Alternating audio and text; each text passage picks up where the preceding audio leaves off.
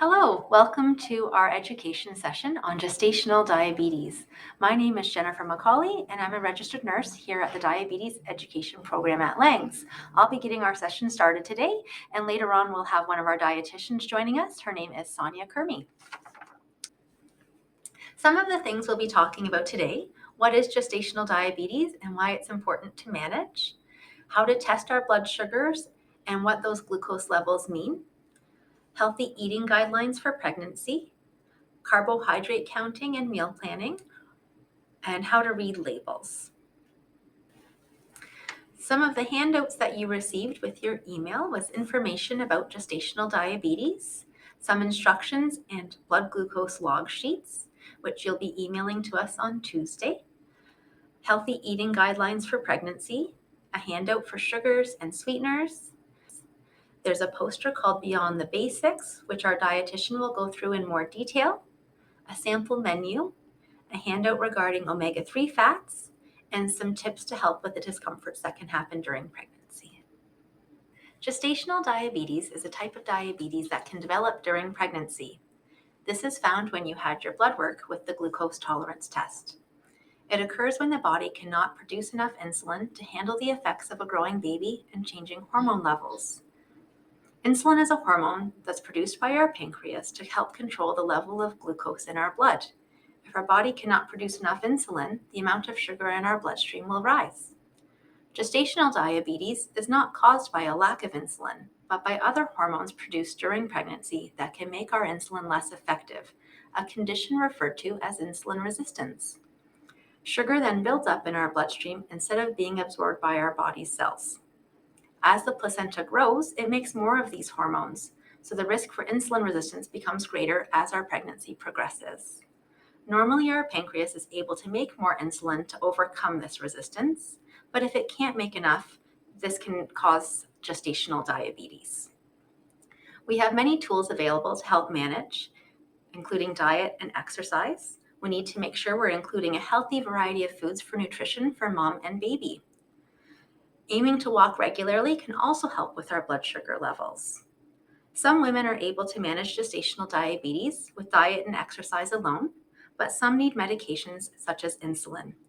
Insulin comes as an injection, and it's safe for you and the baby. Insulin will help keep our blood glucose in a normal range and help keep our baby in good health. Blood glucose levels usually return to normal after delivery. Coming up next is a video that explains more about gestational diabetes. Gestational diabetes is one of the most common health problems that can happen during pregnancy. It affects as many as 12% of pregnancies in Ireland and can lead to serious problems for both mum and baby. Certain women are at higher risk of developing gestational diabetes. For example, if you are overweight, if you have a family member with diabetes, if you had gestational diabetes in a previous pregnancy, or depending on your ethnic background. If you are at risk, you will receive a blood test for gestational diabetes between 24 and 28 weeks of pregnancy. If you are diagnosed, there are day-to-day changes you can make to stay healthy. How much exercise you get and what kind of food you eat can have important effects on your health and your baby's health. But what happens when you have gestational diabetes, and how can diet and exercise help? Food and drinks are broken down in your digestive system. The sugar they contain is absorbed into your bloodstream.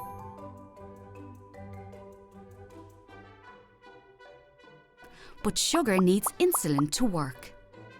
Insulin is made by the pancreas and helps sugar get into your cells. Insulin acts like a key that lets the sugar move from the bloodstream into the cells of your body, where it is used for energy. Pregnancy hormones change the way insulin works in your body. In the later stages of pregnancy, these changes make it difficult for insulin to unlock the cells and allow the sugar to enter. This is what is known as insulin resistance. Some insulin resistance is normal in pregnancy, but this means that your pancreas needs to work extra hard to keep blood sugar levels in a healthy range. When you have gestational diabetes, your pancreas is not able to keep up. As a result, too much sugar is left in the blood. However, a carefully planned diet with high-fibre carbohydrates and no added sugar can make it easier for your body to manage the sugar in your blood. Exercise will also help keep blood sugar low, as it improves insulin's ability to unlock the cells and uses up sugar for energy. If blood sugar is controlled, your chances of a healthy pregnancy are the same as a non-diabetic mum. This makes diet and exercise powerful tools for a healthy pregnancy. However, if blood sugar is not well controlled, this can lead to problems in both mum and baby. In a study of 23,000 pregnant women around the world, researchers found a link between high blood sugar in mum and babies that had grown too big. Researchers also found a link between high blood sugar and preeclampsia, premature delivery, need for caesarean section, birth injury, and abnormal sugar control in baby. Diabetes during pregnancy can also put you and your baby at risk for problems later in life, including type 2 diabetes and heart disease. But there are actions you can take. Changes in diet and exercise, combined with close monitoring, can successfully manage blood sugar in 7 out of 10 pregnancies. So no better time to start than now. To learn more about Irish research on maternal and newborn health, you can visit the HRB Mother and Baby Clinical Trial Network's website. Some of the risk factors for developing gestational diabetes include a family history of diabetes, a higher pre-pregnancy weight or a higher weight gain during pregnancy. Certain ethnic backgrounds are at higher risk for gestational diabetes. If you've had a history of a large baby in your previous pregnancies, if you have a past history of gestational diabetes, a higher age when we become pregnant can also increase our risk for developing gestational diabetes, and a history of PCOS or polycystic ovarian syndrome. Some of the complications with gestational diabetes that can happen from having a high blood sugar level during pregnancy include preeclampsia, which is a high blood pressure that can happen and can lead to an emergency.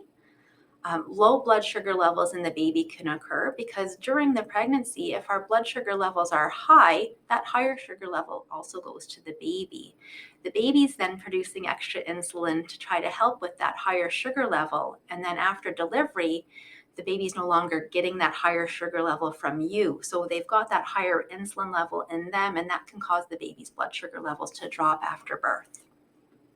There's also a risk for having a larger baby, which can then cause problems because the baby might not be able to pass through the vaginal canal, leading to a higher risk for the cesarean section or an injury to the baby because they're having difficulty passing through, such as dislocated shoulder. There's also a higher risk for developing diabetes later in life. So some of the ways we can help manage gestational diabetes is with healthy eating, following a healthy meal plan, which our dietitian will go over today.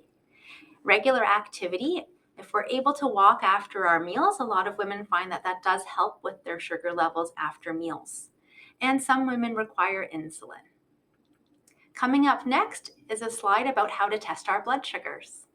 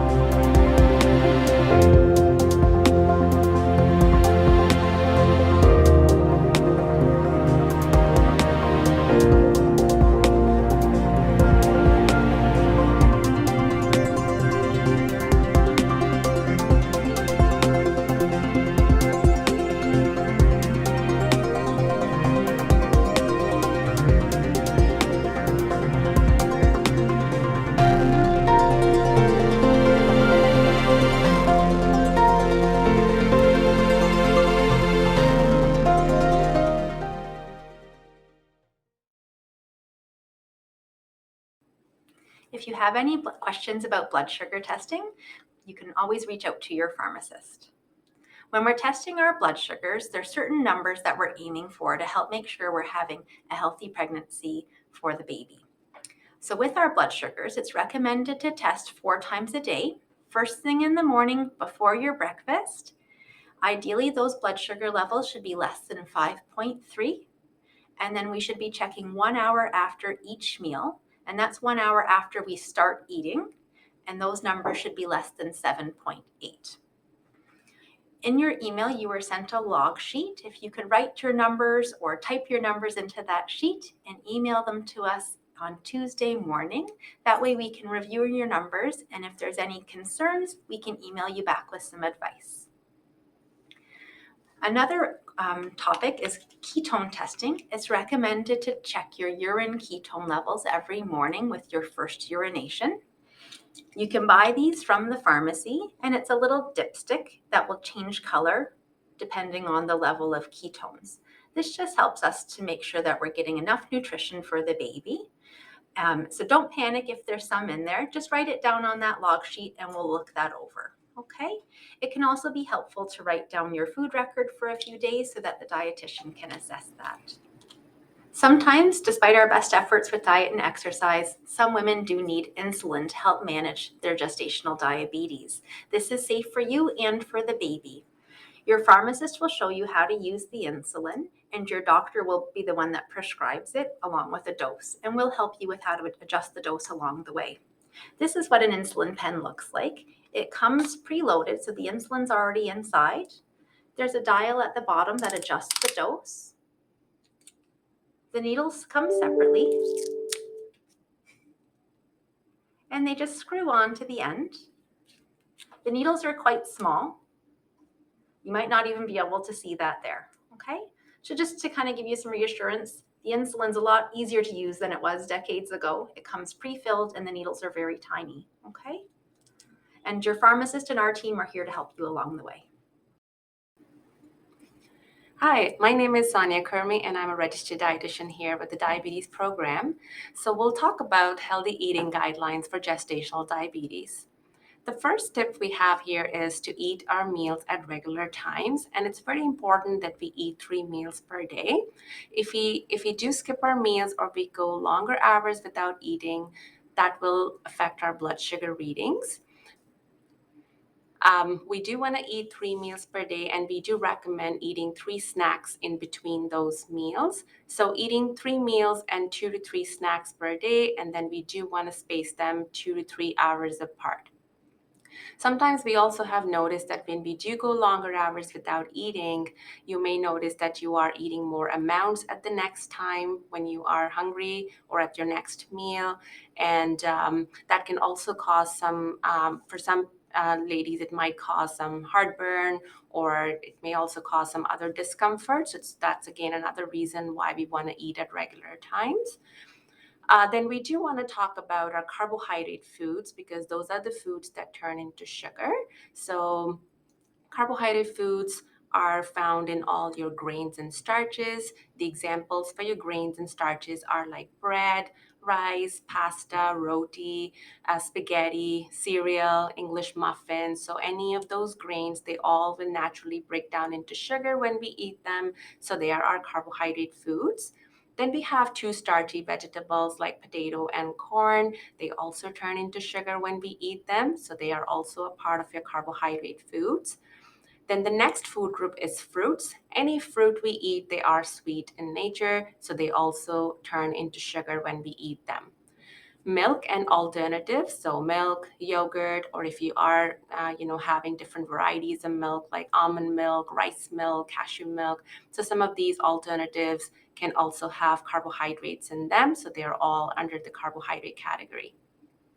And then, other foods. So not sure if you all are aware of those other foods. Other foods include the foods that are not a part of our food group, and they are those, treats that we enjoy. So like candies, popcorn, or it could be muffin, cookies, donuts. So all those foods do fall in this other foods category, which are also a part of carbohydrates. So these all foods turn into sugar when we eat them, and they do affect our blood sugar. So in addition to our carbohydrate foods, we do want to make sure we're incorporating a variety of food groups because it's important that we get adequate nutrition for us and for our growing baby. So including variety of foods includes different food groups, which is having milk and alternatives per day. So we will talk about what a serving looks like, but we do want to make sure we're getting 3 servings of milk and alternatives per day. Then also having 3 servings of fruit per day. We want to make sure when we are choosing these milk and fruit choices, we want to evenly spread them out through the day because remember, they are still your carbohydrate foods. So if you're having a large amount of them at the same time, they can affect our blood sugar readings. Then having lots and lots of vegetables, it's a good idea to incorporate variety of vegetables, some green colored, some other colored vegetables because they also bring in a lot of antioxidants with them.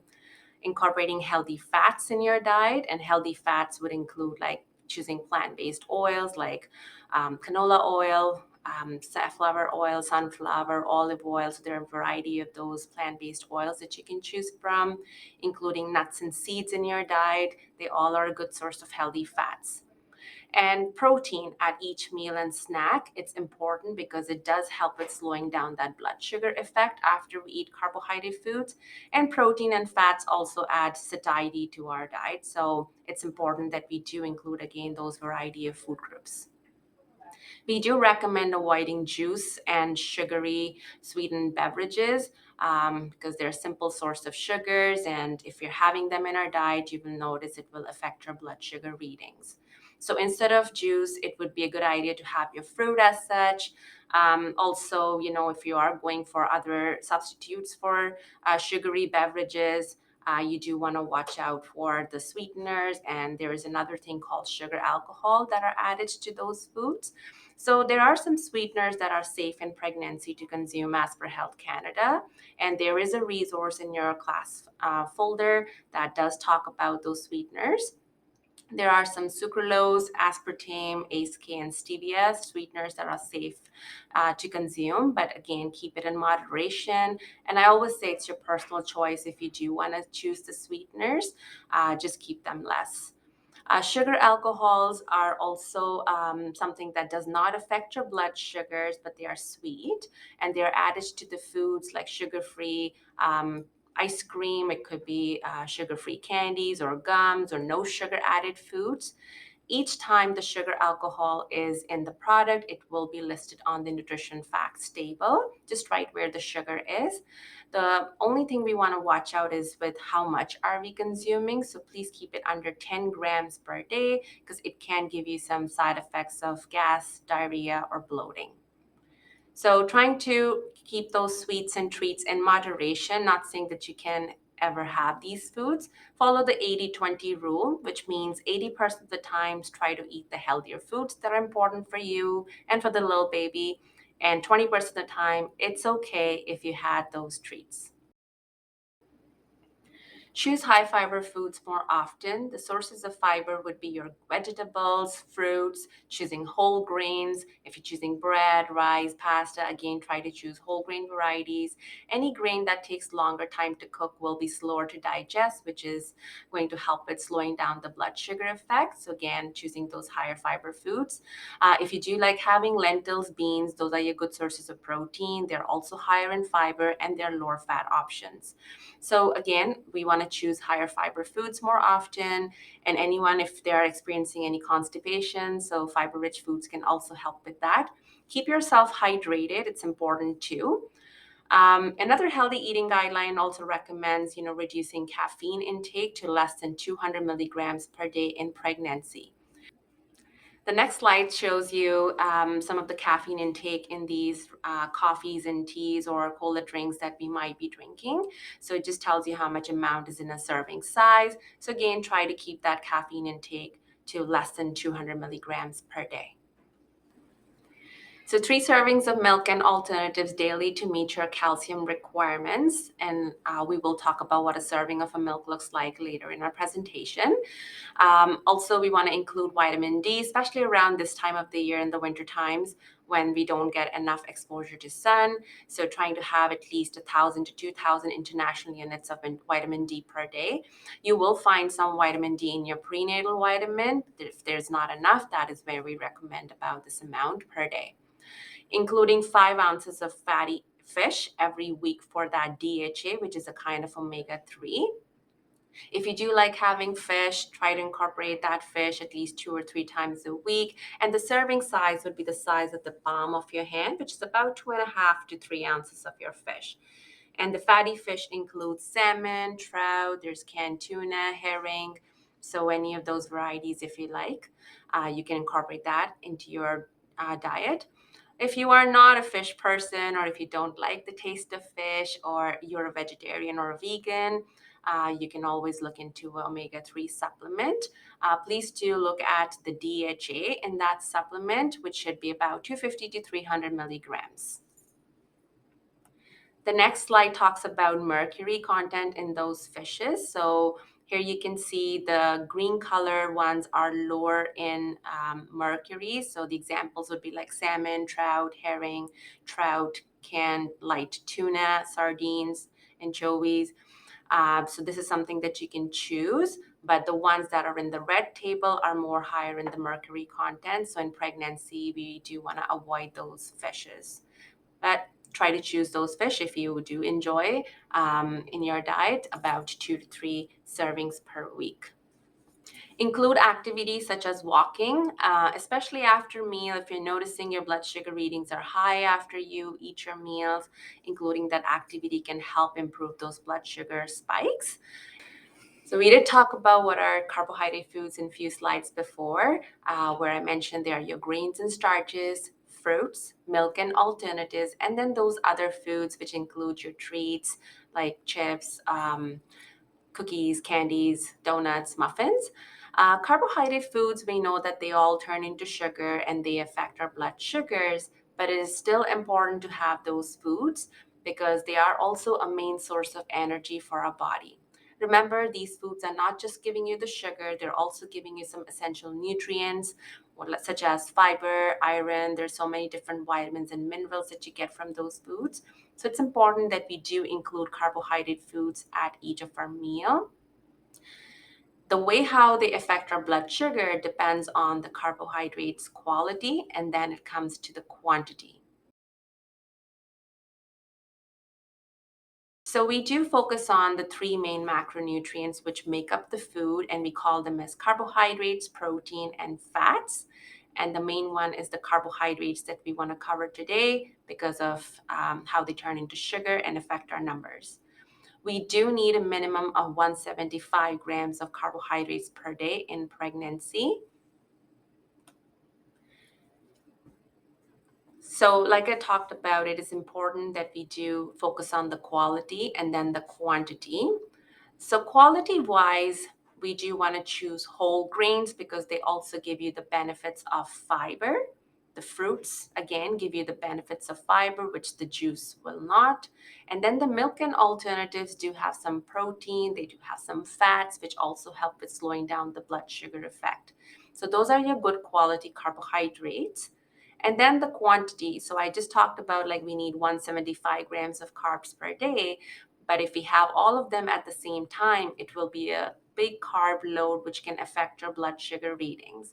So we do want to spread them out evenly through the day, and we will help you understand how do we want to distribute them by giving you a carb budget. And it is emailed to you in your class folders. So we do have an example here on how you would want to distribute your carbohydrates over the day. So if on the slide, if you do have your breakfast around 7 or 8, and then you're having a snack around 10, lunch is around 12 or 1, again, another snack around 3, dinner at 5 or 6, and then the last bedtime snack around 8 and 9. So that's how you want to distribute your carbs through those meals and snacks through the day. So let's review the carb counting poster, and we will look at the left-hand side of our carbohydrate foods, which consists of grains and starches, fruits, milk and alternatives, and then there's other foods. So we'll talk about this left-hand side poster. Again, remember the left-hand side is all carbohydrate foods. And then the right-hand side is all your low carbohydrate foods, where you will see the meal plan, which we will talk about in a later slide. But the low carb foods that you see on this side of the poster include your vegetables, meat and alternatives, and fat choices. So let's take a look at the next slide, which talks about all these low carbohydrate foods, so I can show you what those foods are in detail. So as you can see, there is a portion on that poster which talks about the vegetables. So all vegetables are your lower in carbohydrates. They're good sources of your vitamins and minerals, fiber. So please do include a lot of vegetables at your meals to help with that satiety, and also to include that fiber in your diet. Remember, only your potato and corn are your vegetables that are in your carbohydrate category, which is on the left-hand side of the poster. And we'll talk about that again. But the vegetables on this side of the poster are all your lower carb choices. And then, so the section below the vegetables is your protein, which is labeled as meat and alternatives. And that includes all your meats, nut butters, dairy sources, lentils, beans, soybeans. So those are all your protein sources. They are lower in carbohydrates. So again, try to include that to incorporate variety at your meals for that balance. And protein also helps with improving our blood sugars and keeps us full for longer. That is another reason why we need to include protein foods. When we do include protein, it's also important to pay attention to the quality of the protein foods. So again, when you're choosing meats, try to choose leaner meats, leaner cuts of the meat, trim the fat, take the skin off. Avoid having deli meats, processed meats. Choose lentils, beans if you like that, because they also are your good sources of fiber and they're your lower fat protein options. And the third section on that low carb side of the poster includes your fat choices. So same thing with our fats. We do want to know that they are lower in carbs, but quality still matters. So please do choose healthy sources of fats, which include your plant-based oils, nuts and seeds, avocado. So again, just to kind of recap, on right-hand side of the poster is all your lower carb foods, which consists of vegetables, your meat and alternatives, and your fats. So let's come back to our carbohydrate foods now, which are on your left-hand side of the poster. So all I wanted to say, on this side of the poster, you do see those boxes and you also see smaller symbols below each box. So all the symbols are explained in the legend on top. So let's take a look at our carbohydrates in detail. The first one is our grains and starches. So all the box here are your 15-gram carbohydrate foods. So remember, one serving of carbohydrate is 15 grams of available carbs, or one carb choice. And all boxes you see here in the grains and starches category, they're all 15 grams of carbs. As you can see, the first row, third box, talks about one slice of whole grain bread, which is 15 grams of carbs. And if you look at the same row, first row, second last box, it talks about one slice of white bread. So white bread, whole grain bread, they both are 15 grams of carbs, but the way they will affect your blood sugars will be very different. And that is where we will talk about the quality of our carbohydrate foods. As you might have seen that or noticed that the left hand side of the boxes are green in color and the right hand side of the boxes are orange in color. So the green one says choose more often because they are good quality carbohydrates, which will slower the effect on blood sugars, and they also are your good sources of fiber. And the orange color boxes are all your lower quality carbohydrates, so try to choose them less often because they're more processed, more refined, which may affect your blood sugar levels a little bit faster. Next section is fruits. So all fruits, they all are sweet in nature, so they are also your carbohydrate foods. So as you can see, every box here is also 15 grams of carbs. So if you're having a medium-sized apple, orange, pear, they're all 15 grams of carbs.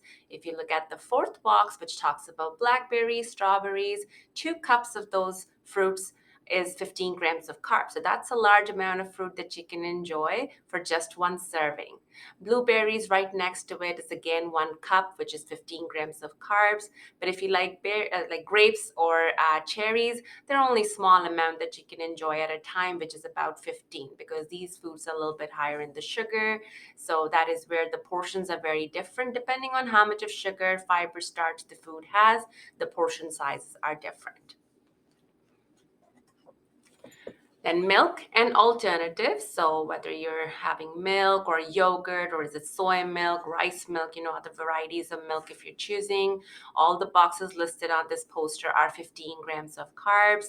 And you can see the first box talks about chocolate milk. So half a cup of chocolate milk is 15 grams of carbs, whereas our regular low-fat milk, which is your third box, a full cup, which is an 8-ounce glass or a 250 ml serving, that will be considered as a 15 grams of carbs. Please do use this poster as a guide for the foods that do not have a label. Anything that has a nutrition label, we will refer to the label for counting carbohydrates, and we'll talk about that in our label reading section. And then the last section you can see on the left-hand side of the poster talks about other foods that include your treats or sources of simple sugar like sugar, honey, jam, syrup, cookies, muffins, donuts, or those kind of foods. They also are your sources of carbohydrates. They're sources of added sugars. So they all are in your orange color boxes, as you can see. So they do have a higher effect on our blood sugar. So try to keep these foods in moderation. And again, each box is 15 grams of carbs. So as you can see again on this poster, it does say under the carbohydrate containing food, 1 serving is equal to 15 grams of carbs, or 1 carb choice. And each box on this side of the poster is your 15 grams of carbs. So when you're counting carbs, so let's take an example here on the grains and starches. You can see the box that we have highlighted is your 1/3 of a cup of cooked rice. So when you see the flame under the box as a symbol, it means you want to measure that after it's being cooked. So 1/3 of a cup of cooked rice is 15 grams of carbs. So if you're having 1 cup of rice, it will be your 45 grams of carbs, or 3 carb choices. So that is how you will count carbs based on the amounts that you're having. The fruits, we see 2 cups of strawberries, blackberries are your 15 grams of carbs. So if you're having, more than that, like you're having 4 cups, then you just double the amount of the carbs then. And same as with your yogurt. So it's 3/4 cup of your low-fat yogurt is 15 grams of carbs. I also want to mention a lot of yogurts that we get do have a nutrition label on it. So again, we will talk about the nutrition label reading and how to count carbs using that. So you do see on the right side, we talked about the meal plan. This is where we will give you a carb meal plan, which you might have got in the email. And that is where you will see how we want to distribute your carbs through the day, and also incorporate that variety of food groups. So making sure we're having some protein, some vegetables, and choosing a variety of those carbohydrate foods too. So from grains and starches, the fruits, milk, and alternatives. So the sample menu plan tells you that we want to aim for 30 grams of carbohydrates for breakfast. For lunch and supper, you can have up to 45 to 60 grams of carbs. Snacks between your meals can be up to 30 grams of carbs, but your bedtime snack needs to be 15 grams of carbs. So that is how we want to evenly distribute those carbs through the day to make it a minimum of 175 grams per day of carbohydrate foods during pregnancy, and still balancing our meals with those vegetables, our protein, and healthy fat choices. So please know your meal plan and carb goals may be adjusted by a dietitian based on your blood sugar reading. So when you email us your numbers every Tuesday morning and your food records, that is where we'll take a look at your blood sugars. And if we need to adjust your meal plan and those carb amounts that you're having, we'll let you know.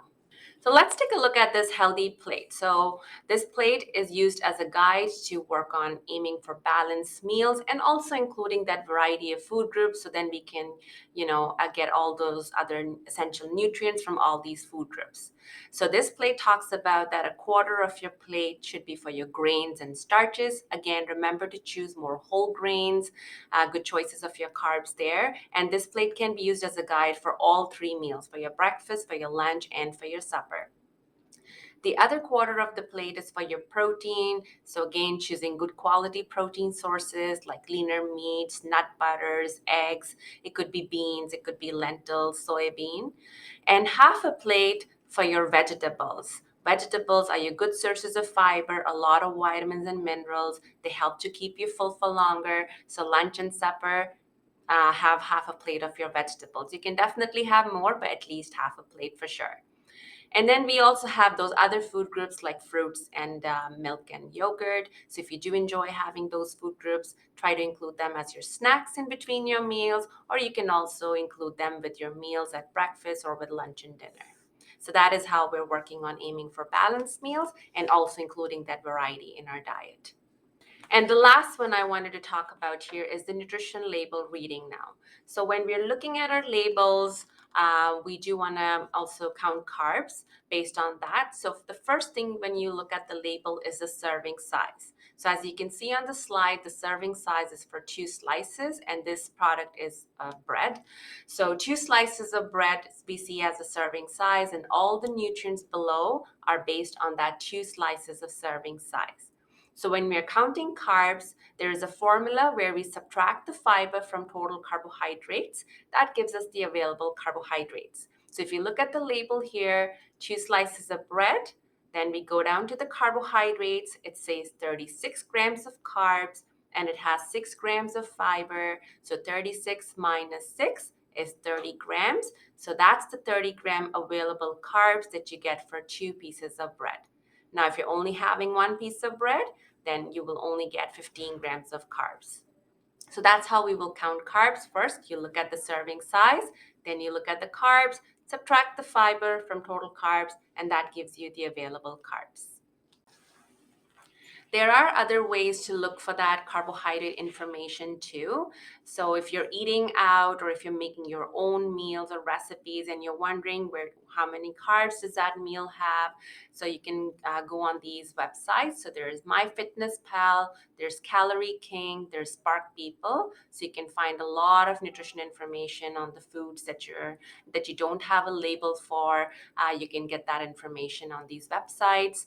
If you are making your own meals or you have mixed recipes and you're unsure about the carbohydrate amount, so MyFitnessPal and Spark People do have a tool called Recipe Analyzer. And if you put in all the ingredients of your recipe in that Recipe Analyzer, it will give you a nutritional breakdown for your recipe per serving. So let's summarize our presentation. So remember, we want to eat 3 meals and 3 snacks per day and space them 2 to 3 hours apart. Also, do include carbohydrate foods at each meal and your snacks. Try to follow the carbohydrate goals that we have provided to you. And remember to choose good quality carbs. So we do want to have carbs, but it's all about the quality and the quantity of carbs we have.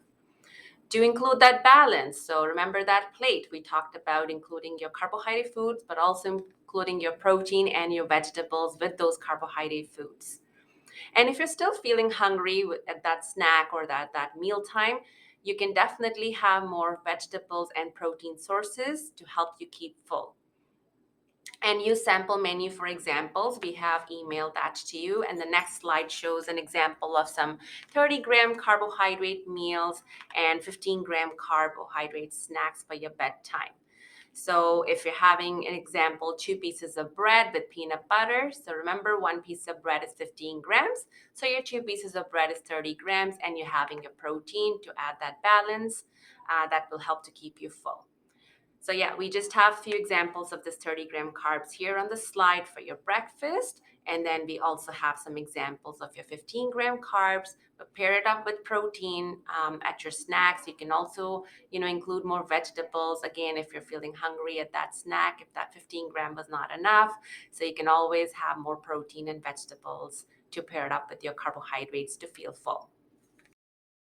So we do have some tips for you if you're noticing your 1 hour after meal blood sugar readings are high. We suggest take a look at your carbohydrate intake. If you're aiming for, let's say, 60 grams of carbs and you're noticing that it's always your 1 hour after numbers are high, maybe try reducing a little bit on your carbohydrate intake. Also, take a look at the quality of the foods you're having. Are you choosing whole grains, or is it more of refined or processed foods that you've had in that meal? So the quality can also help with lowering down those 1 hour after meal readings, including fiber-rich foods that will also help to slow down the effect of blood sugars, that can help improve our 1 hour after meal readings. Trying some walking. So some activity can also help with improving our blood sugar readings. So do include that walking after your meals to see if that can make a difference. But if none of the diet strategies or lifestyle strategies are helping to bring your blood sugar readings down, remember, we do need that support from insulin. So we'll help you with getting started with insulin, and we'll help you adjust the insulin doses as well. So the next steps from here are that we request you to start emailing your blood sugar readings and food records to us every Monday night or Tuesday morning, and we'll take a look at that, and we will provide our suggestions or recommendations to you. If you do have any nutrition questions or any concerns, please call us at our phone number 519-653-1470, extension 285, or you can also email us at the email provided on the slide and on your log sheets that were emailed to you.